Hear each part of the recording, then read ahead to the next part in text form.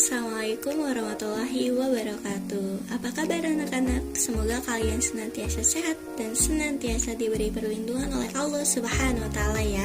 Amin.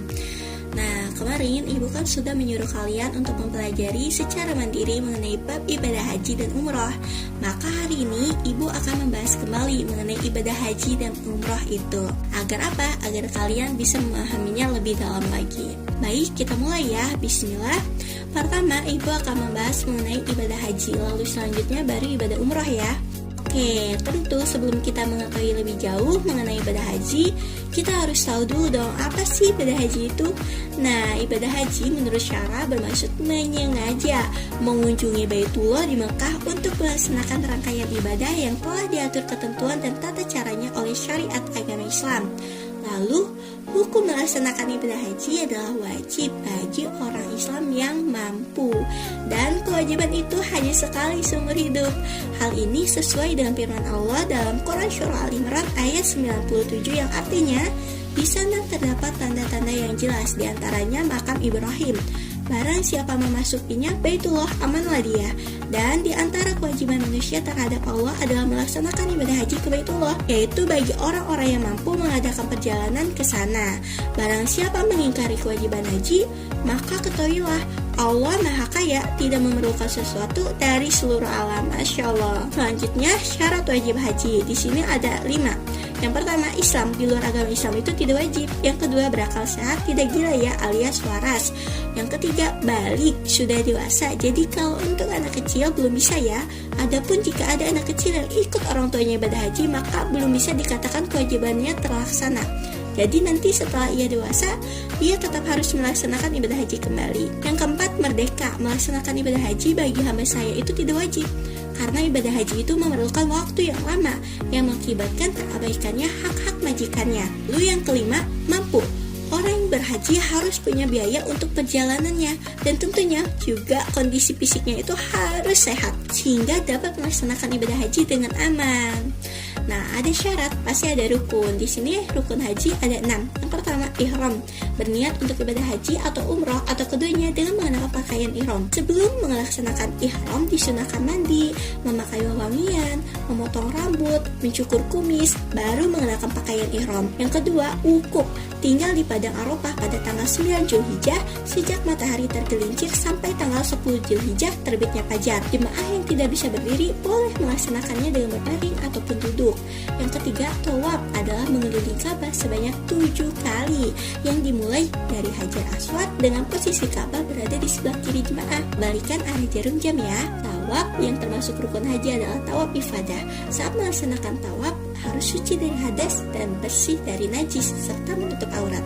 Yang keempat ada sa'i, yaitu jalan cepat atau lari-lari kecil dari Safa ke Marwah sebanyak 7 kali. Yang kelima yaitu tahallul, yaitu maksudnya menghalalkan sesuatu yang sebelumnya diharamkan dengan ditandai memotong 3 helai rambut sebagian ataupun seluruhnya. Tapi bagi laki-laki minimal 3 helai, dan bagi perempuan cukup ujungnya saja. Yang keenam, tertib, artinya rukun-rukun tadi yang sudah disebutkan dilakukan secara berurutan ya.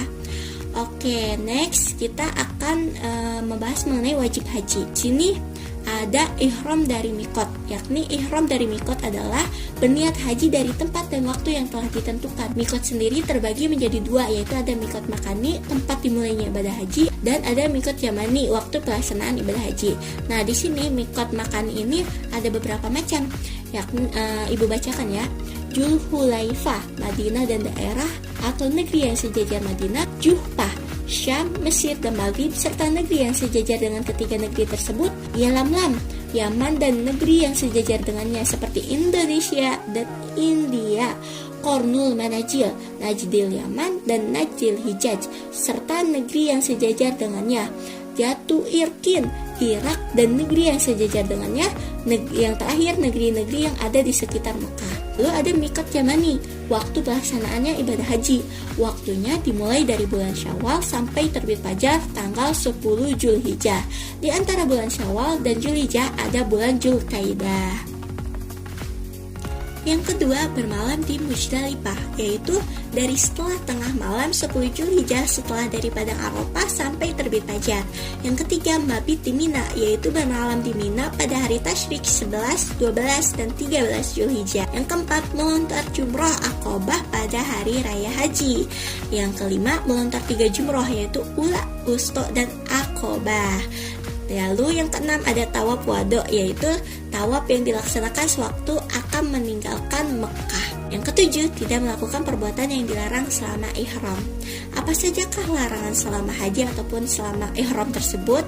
Nah, di sini dibagi menjadi 3 bagian. Yang pertama, larangan bagi jemaah laki-laki dan perempuan tidak boleh memakai wangi-wangian, mencukur atau mencabut rambut ataupun bulu, memotong kuku, berhubungan suami istri, berkata kotor, mencaci maki ataupun bertengkar itu nggak boleh, memburu atau membunuh binatang darat yang liar dan halal dimakan juga itu tidak boleh. Yang kedua, larangan khusus bagi jemaah laki-laki. Tidak boleh memakai pakaian yang berjahit, disulamkan atau diikatkan kedua ujungnya, dan juga tidak boleh memakai tutup kepala. Nah, yang ketiga, larangan khusus bagi jemaah perempuan, tidak boleh menutup muka dan juga tidak boleh menutup kedua telapak tangan. Selanjutnya kita akan membahas mengenai sunnah haji.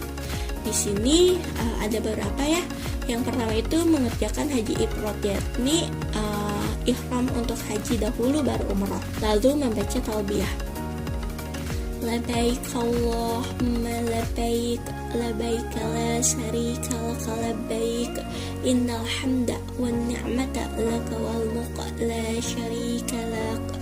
Lalu berdoa. Lalu keempat, tawaf kudum, tawaf penghormatan. Lalu sholat 2 rakaat, berzikir dan berdoa lagi, lalu masuk kembali ke Ka'bah. Nah, adapun ada loh denda atau dam haji. Jika jemaah melakukan larangan haji atau meninggalkan wajib haji, maka harus membayar denda. Aturannya sebagai berikut. Nah, yang pertama, tidak melakukan haji ifrad, yakni dendanya itu menyembelih 1 ekor kambing. Tapi jika tidak mampu, maka puasa 10 hari, 3 hari di Mekah dan sisanya di negeri asal. Yang kedua, melakukan larangan haji berupa mencukur rambut, memotong kuku, berpakaian yang dijahit, lalu memakai wewangian atau bersetubuh setelah tahallul pertama. Dendanya itu menyembelih seekor kambing atau puasa 3 hari atau memberi makan 6 orang miskin. Yang ketiga, berhubungan suami istri sebelum tahallul pertama. Dendanya menyembelih seekor unta atau seekor sapi jika tidak mampu, atau 7 ekor kambing jika tidak mampu lagi, yang dilaksanakan di Mekah. Yang keempat, berburu binatang liar. Dendanya menyembelih unta, sapi atau kambing sebanding hewan buruannya. Telat datang, dendanya bertahalul dan menyembelih seekor kambing. Oke, sekarang kita memasuki pembahasan kedua mengenai umroh ya.